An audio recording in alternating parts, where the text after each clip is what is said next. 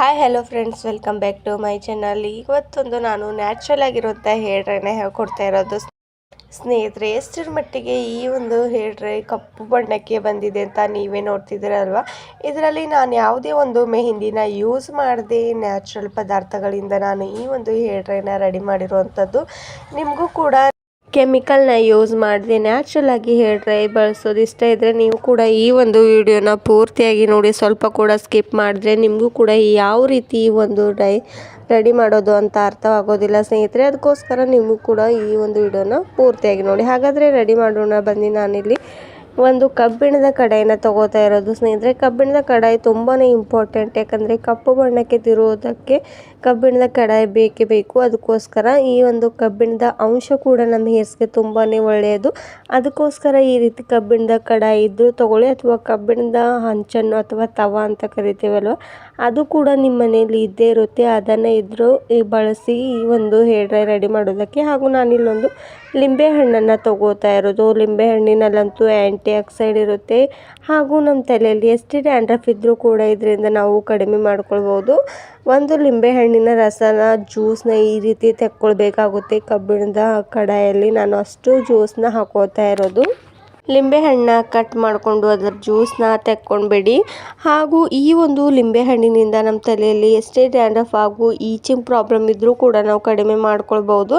ಹಾಗೂ ನಮ್ಮ ಹೇರ್ಸ್ಗೂ ಕೂಡ ತುಂಬಾ ಒಳ್ಳೆಯದು ಈ ಒಂದು ಲಿಂಬೆ ಹಣ್ಣಂತೂ ಎಲ್ಲರ ಮನೆಯಲ್ಲಿ ಈಸಿಯಾಗಿ ಸಿಗುತ್ತೆ, ಯಾಕಂದರೆ ನಾವು ಕೂಡ ಅಡುಗೆಗೆ ಎಲ್ಲಕ್ಕೂ ಯೂಸ್ ಮಾಡ್ತಾ ಇರ್ತೀವಲ್ವ. ಅದಕ್ಕೋಸ್ಕರ ಎಲ್ಲರ ಮನೆಯಲ್ಲಿ ಇದ್ದೇ ಇರುತ್ತೆ. ಹಾಗೂ ನಮ್ಮ ಹೇರ್ಸ್ಗೂ ತುಂಬಾ ಒಳ್ಳೆಯದು ಸ್ನೇಹಿತರೆ. ಈಗ ಲಿಂಬೆ ಹಣ್ಣು ಅಷ್ಟು ಕೂಡ ಜ್ಯೂಸನ್ನ ತೆಕ್ಕೊಂಡಿರೋದಾಗಿದೆ. ಹಾಗೂ ನಾನಿಲ್ಲಿ ಕಬ್ಬಿಣದ ಕಡಾಯಿನ ಯೂಸ್ ಮಾಡಿರೋದು ನಿಮಗೂ ಗೊತ್ತಿದೆ.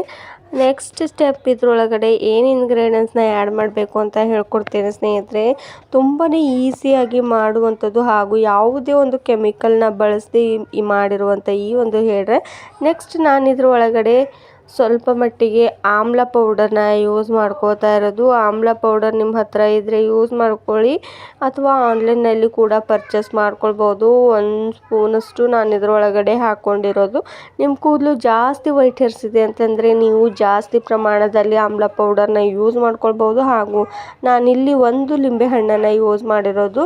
ನಿಮ್ಮ ತಲೆಯಲ್ಲಿ ಜಾಸ್ತಿ ವೈಟ್ ಹೇರ್ಸ್ ಇದ್ದರೆ ನೀವು 2 ಅಥವಾ 3 ಲಿಂಬೆ ಹಣ್ಣನ್ನು ಕೂಡ ಯೂಸ್ ಮಾಡ್ಕೊಳ್ಬೋದು. ಹಾಗೂ ಇದರಿಂದ ಯಾವುದೇ ಒಂದು ಸೈಡ್ ಎಫೆಕ್ಟ್ ಕೂಡ ಬೀಳೋದಿಲ್ಲ ಸ್ನೇಹಿತರೆ, ಯಾಕಂದರೆ ನಾನಿಲ್ಲಿ ಯಾವುದೇ ಒಂದು ಕೆಮಿಕಲ್ನ ಕೂಡ ಬಳಸಿಲ್ಲ. ನ್ಯಾಚುರಲ್ ಆಗಿ ಮಾಡಿರುವಂಥದ್ದು. ಹೀಗೆ ಮನೆಯಲ್ಲೇ ಮಾಡಿರುವಂಥ ಹೇರ್ ಡ್ರೈಗಳನ್ನ ನೀವು ಯೂಸ್ ಮಾಡ್ತಾ ಬಂದರೆ ಸೈಡ್ ಎಫೆಕ್ಟ್ ಕೂಡ ಅಂತೂ ಬೀಳೋದಿಲ್ಲ ಸ್ನೇಹಿತರೆ. ಹಾಗೂ ನಿಮ್ಮ ಕೂದಲು ಕೂಡ ತುಂಬಾ ಚೆನ್ನಾಗಿ ಕಪ್ಪು ಬಣ್ಣಕ್ಕೆ ತಿರುಗ್ತಾ ಹೋಗುತ್ತೆ. ಆ್ಯಂಡ್ ಬುಡದಿಂದ ಕೂಡ ಕಪ್ಪು ಬಣ್ಣಕ್ಕೆ ನಿಮ್ಮ ಕೂದಲು ಬರ್ತಾ ಹೋಗುತ್ತೆ. ಎಷ್ಟೇ ವೈಟ್ ಹೇರ್ಸ್, ಇವಾಗಲಂತೂ ಸ್ವಲ್ಪ ಜನ ಕಡೆ ಒಳಗಡೆನೇ ವೈಟ್ ಹೇರ್ಸ್ ಇರುತ್ತೆ, ಮೇಲ್ಗಡೆ ಕಪ್ಪಗಿರುತ್ತೆ. ಆ್ಯಂಡ್ ಒಳಗಡೆ ತುಂಬಾ ವೈಟ್ ಹೇರ್ಸ್ ಇರೋದು ಕೂಡ ಸಮಸ್ಯೆ ಜಾಸ್ತಿ ಆಗ್ತಾ ಇರೋದು. ಅದಕ್ಕಂತೂ ಈ ಒಂದು ಹೇರ್ ಡ್ರೈ ತುಂಬಾ ಒಳ್ಳೆಯದು ಸ್ನೇಹಿತರೆ. ಕಪ್ಪು ಬಣ್ಣಕ್ಕೆ ತಿರುಗುತ್ತೆ. ಹಾಗೂ ಚಿಕ್ಕ ಮಕ್ಕಳಿಗೂ ಕೂಡ ಇವಾಗಲಂತೂ ಎಷ್ಟೆಲ್ಲ ವೈಟ್ ಹೇರ್ ಸಮಸ್ಯೆ ಆಗ್ತಾ ಇರೋದು, ಮೆಲೋನಿನ್ ಅಂಶ ಕಡಿಮೆ ಆಗ್ತಾ ಇರೋದ್ರಿಂದ. ಹಾಗೂ ಅವರು ಎಷ್ಟೆಲ್ಲ ಜಂಕ್ ಫುಡ್ನ ಯೂಸ್ ಮಾಡ್ತಾ ಇರ್ತಾರೆ, ಅದಕ್ಕೂ ಕೂಡ ವೈಟ್ ಹೇರ್ ಜಾಸ್ತಿ ಆಗ್ತಾ ಹೋಗುತ್ತೆ. ನೆಕ್ಸ್ಟ್ ನಾನು ಇದ್ರ ಒಳಗಡೆ ಇನ್ಸ್ಟೆಂಟ್ ಬ್ರೂ ಪೌಡರ್ನ ಆ್ಯಡ್ ಮಾಡ್ಕೋತಾ ಇರೋದು. ಬ್ರೂ ಪಾಕೆಟ್ ಕೂಡ ನಮ್ಮ ಹೇರ್ಸ್ಗೆ ಒಂದು ಶೈನಿನೆಸ್ ಕೊಡುತ್ತೆ, ಹಾಗೂ ನಮ್ಮ ವೈಟ್ ಹೇರ್ಸ್ ಕೂಡ ಬ್ಲ್ಯಾಕ್ ಆಗಿ ಮಾಡೋದಕ್ಕೆ ತುಂಬಾ ಒಳ್ಳೆಯದು ಸ್ನೇಹಿತರೆ. ನಾನಿಲ್ಲಿ 1 ಪಾಕೆಟಷ್ಟು ಬ್ರೂ ಪೌಡರ್ನ ಹಾಕ್ಕೊಳ್ತಾ ಇರೋದು. ಅಷ್ಟು ಹಾಕ್ಕೊಂಡ್ಬಿಡಿ. ಅಥವಾ ಜಾಸ್ತಿ ನಿಮಗೆ ನಿಮ್ಮ ಕೂದಲು ಸಾಫ್ಟ್ ಆ್ಯಂಡ್ ಶೈನಿಯಾಗಿ ಕಾಣಿಸ್ಬೇಕಂದ್ರೆ ನೀವು 2 ಬ್ರೂ ಪೌಡರ್ ಕೂಡ ಹಾಕ್ಕೊಳ್ಬೋದು. ನೋಡ್ತಾ ಇದ್ದೀರಲ್ಲ, ನಾನು ಅಷ್ಟು ಕೂಡ ಹಾಕ್ಕೊಂಡಿರೋದು. ಆ್ಯಂಡ್ ಬ್ರೂ ಪೌಡರ್ ಎಲ್ಲರ ಮನೆಯಲ್ಲಿ ಇದ್ದೇ ಇರುತ್ತೆ. ನಾವು ಕಾಫಿನ ಮಾಡೋದಕ್ಕೆ ತುಂಬಾ ಯೂಸ್ ಮಾಡ್ತಾ ಇರ್ತೀವಲ್ಲ, ಈ ರೀತಿ ನಮ್ಮ ಹೇರ್ಸ್ಗೂ ಕೂಡ ತುಂಬಾ ಒಳ್ಳೆಯದು. ಈ 2 ಇಂಗ್ರೀಡಿಯೆಂಟ್ಸ್ ಈ ಒಂದು ಲಿಂಬೆ ಹಣ್ಣಿನಲ್ಲಿ ಹಾಕೊಂಡಿದ ತಕ್ಷಣ ಸ್ವಲ್ಪ ಕೂಡ ಗಟ್ಟಿಯಾಗಬಾರ್ದು. ಆ ರೀತಿ ಇದನ್ನು ಚೆನ್ನಾಗಿ ಮಿಕ್ಸ್ ಮಾಡ್ಕೊಳ್ಬೇಕು. ಆ್ಯಂಡ್ ಇದನ್ನು 15 ಮಿನಿಟ್ಸ್ ಅಥವಾ 20 ಮಿನಿಟ್ಸ್ವರೆಗೂ ಇದನ್ನು ರೆಸ್ಟ್ ಮಾಡೋದಕ್ಕೆ ಬಿಡಬೇಕು. ಯಾಕಂದರೆ ಇದು ಎಲ್ಲವೂ ಈ ಒಂದು ಆಮ್ಲ ಪೌಡರ್ ಹಾಗೂ ಕಾಫಿ ಪೌಡರ್ ಈ ಲಿಂಬೆ ಹಣ್ಣಿನಲ್ಲಿ ಚೆನ್ನಾಗಿ ಬೆರೆತಿರಬೇಕು. ಆ್ಯಂಡ್ ಒಂದು 15 ಮಿನಿಟ್ಸ್ ನಾವು ರೆಸ್ಟ್ ಮಾಡೋದಕ್ಕೆ ಬಿಟ್ಟರೆ ನಮಗೆ ತುಂಬಾ ಚೆನ್ನಾಗಿ ರಿಸಲ್ಟ್ ಸಿಗುತ್ತೆ ಸ್ನೇಹಿತರೆ. ಇವಾಗ ಈ ಒಂದು ಹೇರ್ ಡ್ರೈ ರೆಡಿ ಆಗೋಗ್ಬಿಟ್ಟಿರೋದು ನೋಡ್ತಾ ಇದ್ರಲ್ಲ, ಜಾಸ್ತಿ ಇಂಗ್ರೀಡಿಯೆಂಟ್ಸ್ ಕೂಡ ಇದರಲ್ಲಿ ಬಳಸಿಲ್ಲ. ಹಾಗೂ ತುಂಬಾ ಈಸಿಯಾಗಿ ಮಾಡುವಂಥ ಈ ಒಂದು ಹೇರ್ ಡ್ರೈ ಯಾವುದೇ ಒಂದು ಮೆಹಂದಿನ ತೊಗೊಂಡು ನಾವು ಹಾಕಿಲ್ಲ. ತುಂಬಾ ನ್ಯಾಚುರಲ್ ಆಗಿರುವಂಥದ್ದು. ಹಾಗೂ ನಿಮ್ಮ ಮಕ್ಕಳಿಗೂ ಕೂಡ ಈ ಒಂದು ಹೇರ್ ಡ್ರೈ ಯೂಸ್ ಮಾಡ್ತಾ ಬನ್ನಿ. ಯಾಕಂದರೆ ಇದರಲ್ಲಿ ಆಮ್ಲ ಪೌಡರ್ನ ಯೂಸ್ ಮಾಡಿರೋದಲ್ವ, ಅದಕ್ಕೋಸ್ಕರ ಅವರಿಗೂ ತುಂಬಾ ಒಳ್ಳೆಯದು ಹೇರ್ಸ್ಗೆ. ಇವಾಗ ಒಂದು 15 ಮಿನಿಟ್ಸ್ ನಂತರ ತೋರಿಸ್ತಾ ಇರೋದು ಯಾವ ರೀತಿ ಕಪ್ಪು ಬಣ್ಣಕ್ಕೆ ಬಂದಿರೋದಂತೂ ನೋಡ್ತಾ ಇದ್ದೀರಲ್ವ. ನನ್ನ ಬೆರಳುಗಳು ಎಷ್ಟು ಮಟ್ಟಿಗೆ ಕಪ್ಪಗಾಗಿದೆ ಅಂತ. ನೀವು ಕೂಡ ಈ ರೀತಿ ಹೇರ್ ಡ್ರೈನ ಬಳಸ್ತಾ ಬನ್ನಿ.